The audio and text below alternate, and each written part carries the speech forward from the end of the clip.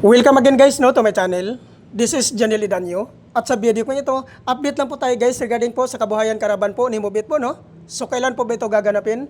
Gaganapin po ito guys sa October 25, 2025 po. At saan po ba ito matatagpuan? Matatagpuan po ito guys sa Sweet Harmony Gardens, Taytay, Rizal. Yan po yung pinaka-pin location po ng ating kabuhayan karaban po, no? So kung ikaw po ay isang professional driver's license or non-professional driver's license, welcome ka po dito na sumali po sa karaban na ito. So kaya po guys, huwag niyo na pong palagpasin itong pagkakataon na ito, sumali na po kayo sa karaban na ito. At ang kagandahan po dito guys, pag once ma-activate ka po dito, ay maabil mo po ang 5,000 welcome bonus po ni Move It. Ano po ba ito ang ibig sabihin ng 5,000 welcome bonus po ni Move It? Ang 2,500 po dito guys, ito po yung gift check po. Ito po yung magagamit nyo po sa pag-grocery po. Automatic makapag-grocery po kayo kaagad dahil mayroon na po kayong gift check na 2,500. Then yun naman pong 2,500 po guys, yun po yung top up natin guys. Ito po yung pre-top up na po natin na 2,500 po. Yan na po ang kabuuan po na 5,000 welcome bonus po ni Move It. Napakaganda po nito guys no dahil kakaumpisa mo pa lang po, meron ka na po automatic na 5,000 welcome bonus. At ang kagandahan pa dito guys ay magkakaroon ka pa ng previous po dito.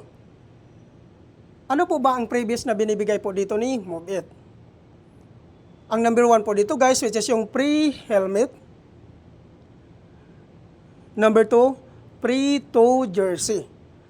So ayan po guys, napakarami po talagang mga previous po na binibigay po dito ni Move It po no. So kaya po kung ikaw po ay isang professional driver's license holders or non-professional driver's license holders, sumali na po kayo sa programa na ito. Linawin ko lang po dito guys no, pag ikaw po ay isang professional driver's license holders, ay wala ka pong babayaran dito. Kung ikaw naman po ay isang non-professional driver's license holders, ay mayroon ka pong babayaran na 1,000 pesos po. Yung 1,000 pesos po guys, yan po yung ibabayad nyo sa medical po at sa LTO po. Yan po guys, no? Malinaw po yan sa inyo. Ano naman po ang mga requirements na kailangan po nating i-prepare before po tayo pumunta sa karaban na ito? Regarding po sa mga professional driver's license holders, ang dalhin nyo pong requirements which is yung number 1, motorcycle ORCR.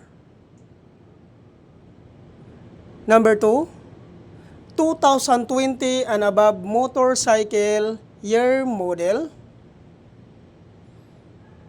Number 3, NBI clearance.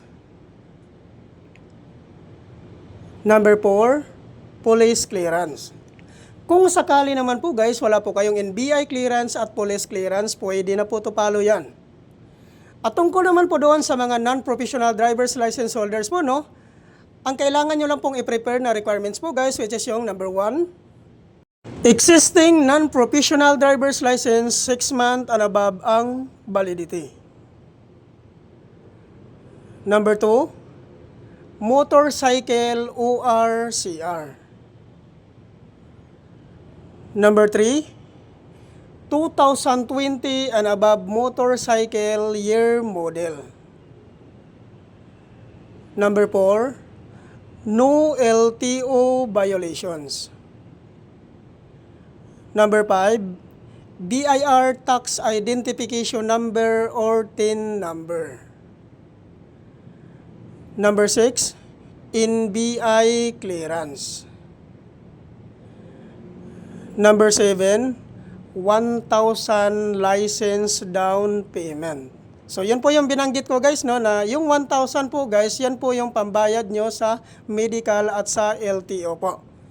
So yan po lahat ang mga requirements po no, na kailangan po nating i-prepare before po tayo pumunta sa karaban na ito.